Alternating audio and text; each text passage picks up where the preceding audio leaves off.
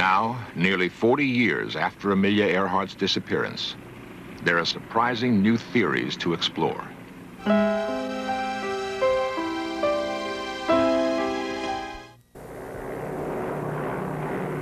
The early morning of July 2nd, 1937, Amelia Earhart and her navigator are bound westward over the lonely mid-Pacific. It is the final leg of a grueling, round-the-world flight. Within several hours, they will disappear.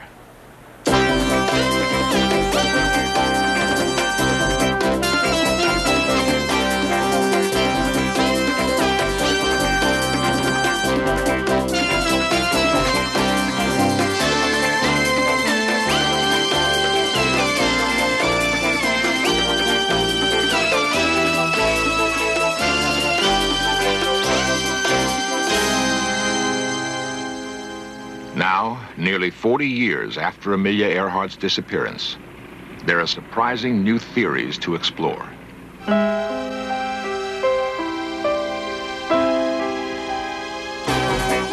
This series presents information based in part on theory and conjecture.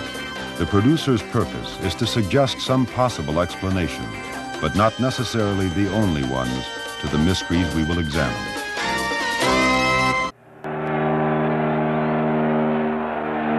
1932, Amelia Earhart returns home triumphantly. Against incredible odds, she is the first woman to have flown the Atlantic Ocean to Ireland all alone. America is crippled by the Depression, but for this brave woman, the nation gladly musters its most lavish welcome. Her courage has captured the hearts and imagination of the entire world. It's much easier to fly the Atlantic Ocean now than it was a few years ago. I expect to be able to do it in my lifetime again. Possibly not.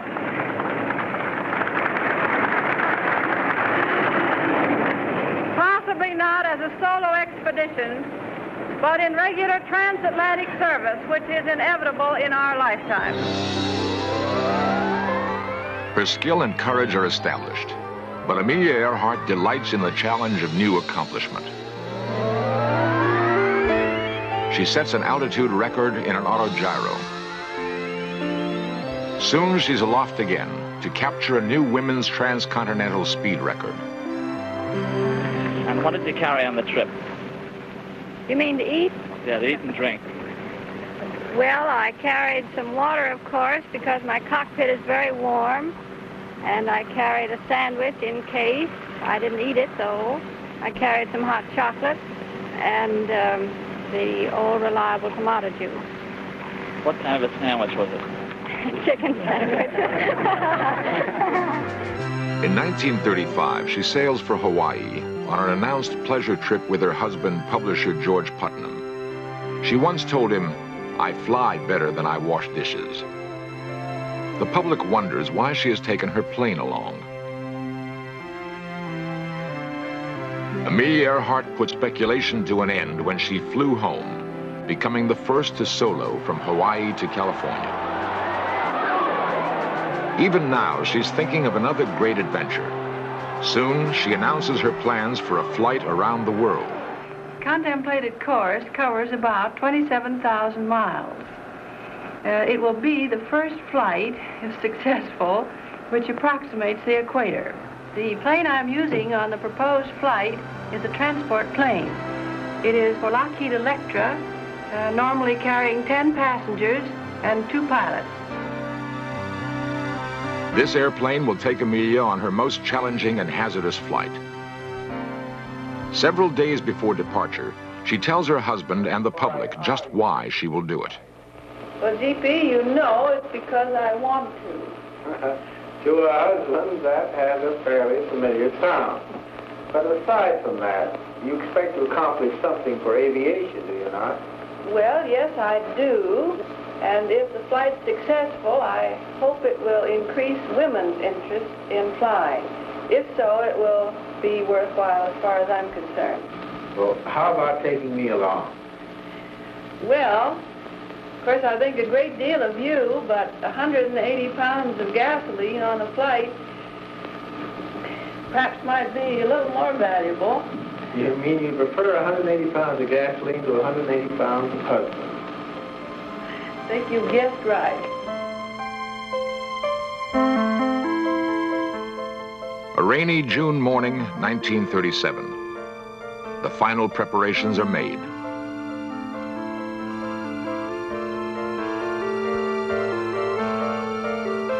In the next 40 days, Amelia and her expert navigator, Fred Noonan, will fly 3/4 of the way around the world.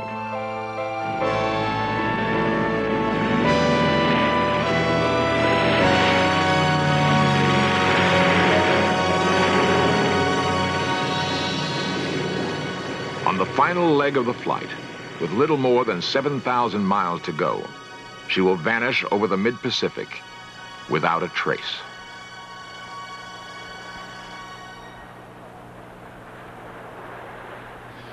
The news that Amelia Earhart was lost registered shock and disbelief throughout the world. She'd come within days of achieving her goal, and for many it was difficult to accept that so courageous a woman could be gone so suddenly. Almost immediately after her disappearance, the public imagination became fired with rumors and speculation that Amelia Earhart and her navigator, Fred Noonan, might be alive and well on an uncharted Pacific reef, that she may have been shot down by Japanese fighter planes and then captured, that perhaps she was actually on a top-secret spy mission for our government.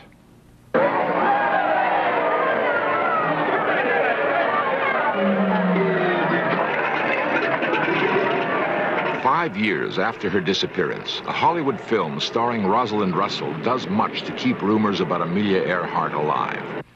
Miss Carter, we want you to do a job for us. A big job.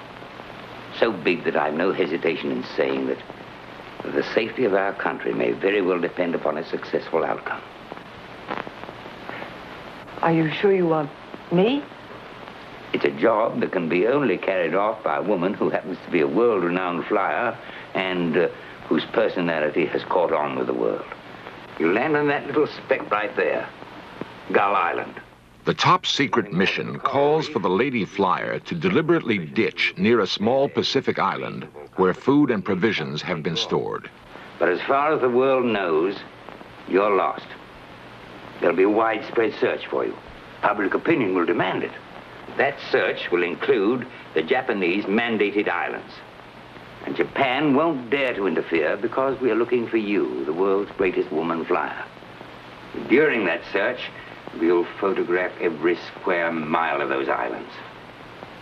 Then, when war comes, we'll be able to defend ourselves against attack and strike back at the nerve centers of their empire. Ladies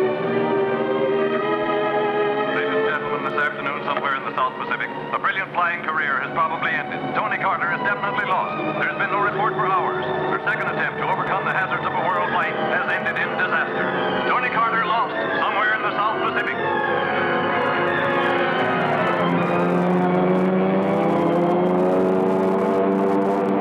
When she learns the Japanese know of the plan, she ditches where no one can find her.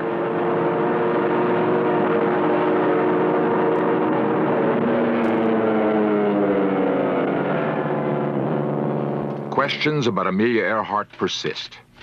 Yet retired Air Force Major Joseph Jervis has devoted nearly 20 years of research to what he believes is the answer. The last flight was really a military flight.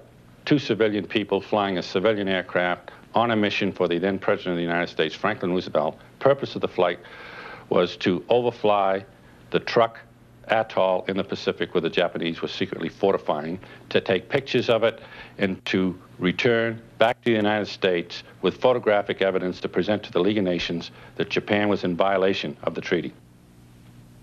The Japanese, with an aircraft carrier stationed between Canton Island and Hull, and with Japanese Zero, intercepted Earhart and shot her down, and she made a crash landing on the island of Hull. Major Jervis's belief that Amelia Earhart landed on Hull Island is based largely on his interpretation of civilian radio direction reports received during the Earhart flight. He also finds a photograph of Hull Island, which he believes shows a Japanese flag near the wreckage of Amelia Earhart's aircraft. From From a former Japanese soldier, Ramon Cabrera, Jervis learns that in 1937, a woman pilot was interrogated by this Japanese officer and then taken captive to Japan. In Japan, she was a very important political prisoner. She was held captive in the Imperial Palace for a period of approximately 8 years. At the close of World War II, 2 weeks before MacArthur occupied Japan, Jacqueline Cochran and a group of people went in there and secretly removed Amelia Earhart out of Japan before the occupation, disguised as a nun. They brought her to this country. She took on a new identity, new occupation, has spent time living in Jamesburg, New Jersey, at a place called Leisure World, and also has spent time abroad being involved in foreign radio broadcasts, particularly in the area of Luxembourg. I have been studying Amelia Earhart for 17 years. I have over 1,000 photographs of her from the time she was a baby to her time in elementary and high school and all the other things that she did. I know more about her than I know about my mother.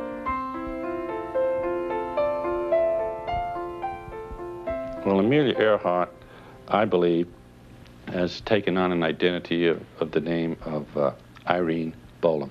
In 1965, Jervis meets this couple while delivering a lecture. He becomes convinced that this woman's true identity holds the proof to his theory. And I went over and I met this couple and I looked this lady straight in the face and I knew who it was as soon as I looked at her, Amelia Earhart. I would know her anywhere in the world. It's a fantastic story which makes me out to be some kind of a mystery woman. It is utter nonsense. I think she's Amelia Earhart because this entire episode, you know, is shrouded with mystery. I am not a mystery woman. I am not Amelia Earhart. I don't know what the ending to all this, you know, will be, but I would like it to have, you know, a happy ending. Really. I really would. If there was anything bad about it, I don't think I'd want to be associated with it. Really. Because I have that much admiration and respect for her, and I think she's really a lovely person, really. And I like her very much. Jervis is not alone in his search, and others have come up with different answers. The determined search for a solution to the Amelia Earhart mystery has followed many intriguing routes. Two independent investigators now believe that the final answer is very close at hand.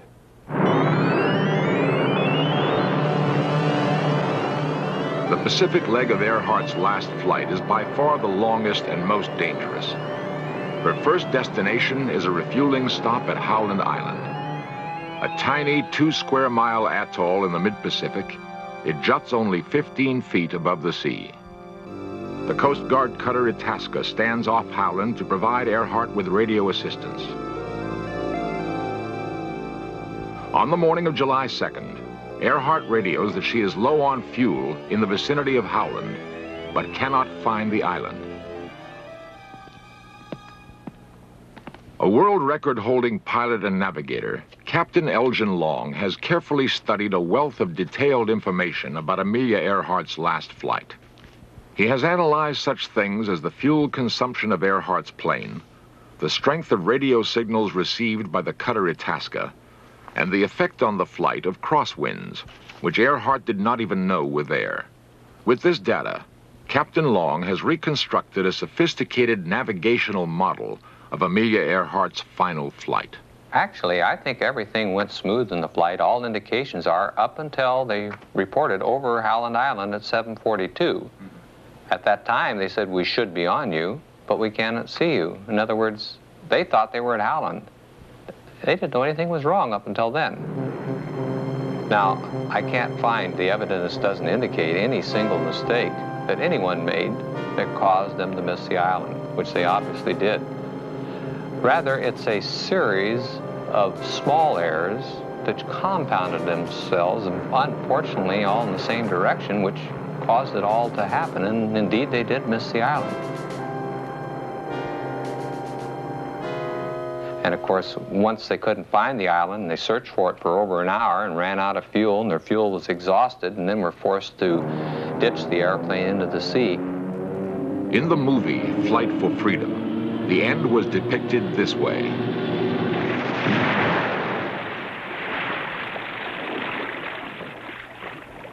From the information he has gathered, Captain Long believes that he has pinpointed the exact place where Amelia Earhart crashed into the sea.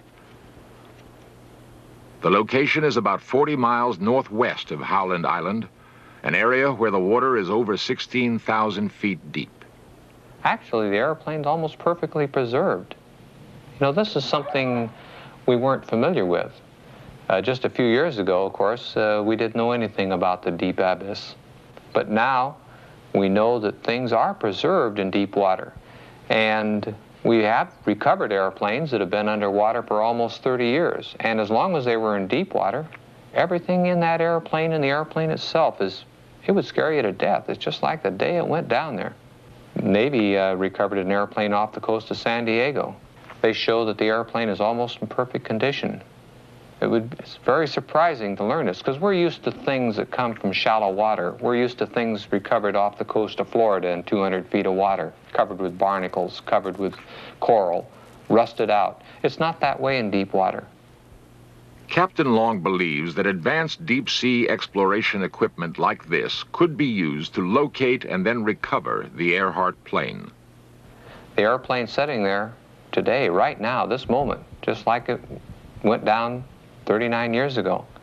And I know that now, in order to really put it all finally to rest, that we've got to get an expedition together. We've got to get out and search and locate our airplane and recover it. And then I think finally that will put the Amelia Earhart mystery once and for all. The Amelia Earhart search will reach its conclusion. When Amelia Earhart is lost, a frantic search for her begins immediately.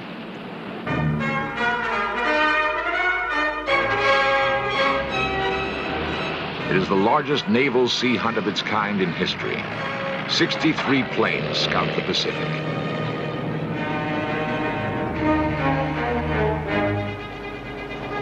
The coordinated search also includes more than a dozen surface vessels.